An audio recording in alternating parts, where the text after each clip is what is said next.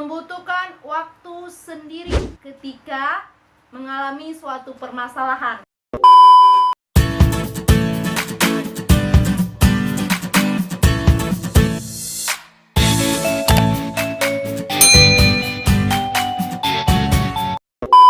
Assalamualaikum warahmatullahi wabarakatuh, sobat sekalian. Jumpa lagi dengan saya Julita ZS. Saatnya berbagi.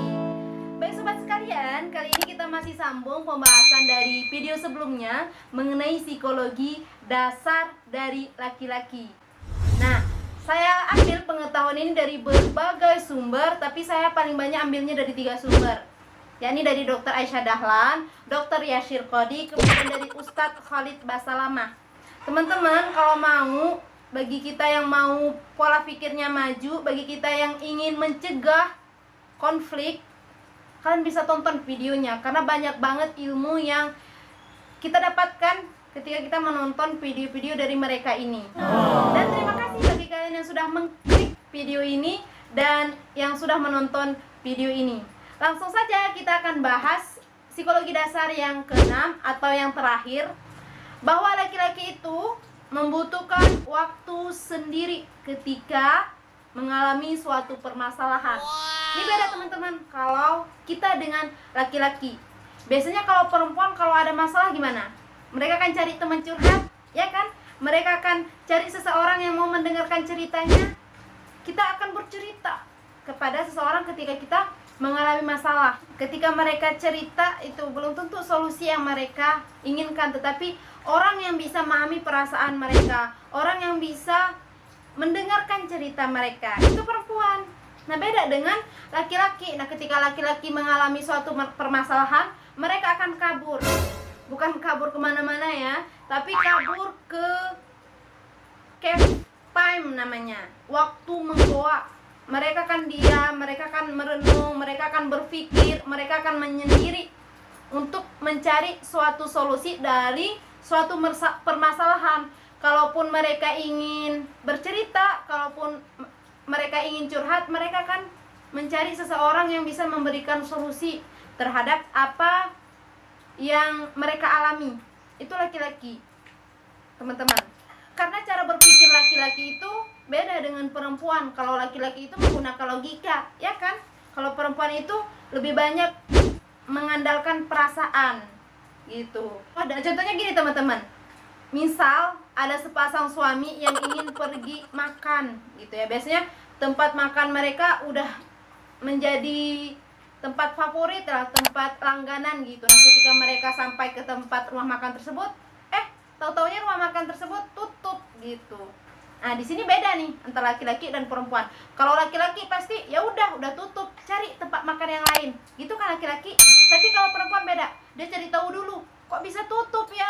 Gitu, cari ke tetangga atau cari tahu kemana gitu kok bisa tutup, ataupun tunggu aja dulu sebentar, 5 menit lagi, 10 menit lagi mungkin nanti udah buka. Itu perempuan. Karena mereka langsung bawa ke perasaan. Tapi kalau laki-laki enggak, dia mencari solusi. Jadi ketika kita tahu dan paham mengenai laki-laki, kita tahu kan sebagai perempuan apa yang harus dilakukan. Nah, ketika ada suatu permasalahan, mereka menyendiri. Nah, bukan berarti mereka marah terhadap kita, bukan berarti mereka nggak peduli, bukan berarti mereka nggak cerita. Memang seperti itu laki-laki. Ketika mengalami masalah, mereka akan menyendiri mencari solusi dalam suatu permasalahan. Karena laki-laki ingin dianggap pahlawan, ingin dianggap gentle, ingin dianggap pelindung. Masih ingat dengan hipotalamus yang kita bahas di video sebelumnya?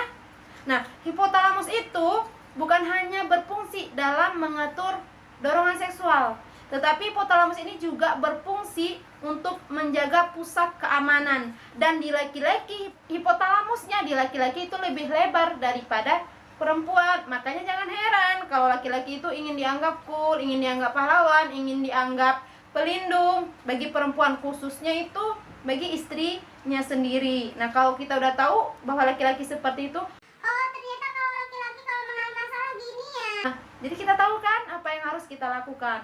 Kalaupun nanti jika pasangan kita atau jika suami dalam waktu menyendirinya ada sesuatu yang ingin diomongin, itu yang ingin disampaikan gitu, jadi kasih tahu aja, sampai jam berapa, ada sesuatu yang sangat penting untuk diomongin, kasih tahu aja seperti itu.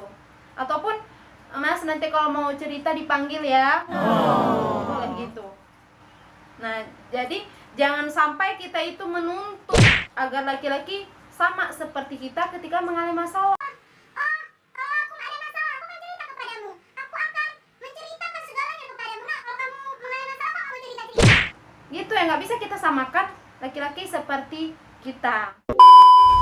Nah, itu teman-teman, semoga video ini, semoga informasi ini membantu teman-teman untuk memperbaiki hubungan dengan abangkah itu, memperbaiki hubungan dengan suami atau dengan pasangan kalian gitu. Karena saya sendiri yang mengalami teman-teman. Sebelum saya paham mengenai psikologi laki-laki, saya tipe orang yang mendominasi. Saya nggak tahu, saya nggak peduli apakah itu laki-laki, apakah itu perempuan. Yang penting saya maju, yang penting saya di depan gitu ya. Tapi sekarang alhamdulillah dengan saya tahu psikologi dasar laki-laki, saya tahu apa yang harus saya lakukan. Saya paham apa yang mereka lakukan gitu, sehingga itu menolong banget, membantu saya untuk menjalin komunikasi atau menjalin hubungan dengan abang saya gitu, menjalin hubungan dengan seorang laki-laki. Nah, mungkin sampai di sini pembahasan kita mengenai psikologi dasar laki-laki. Jika kalian suka dengan video ini, kalian boleh like, tapi jika kalian tidak suka, boleh kalian dislike gitu ya. Dan sampai jumpa di video selanjutnya. Bye bye. Wassalamualaikum warahmatullahi wabarakatuh.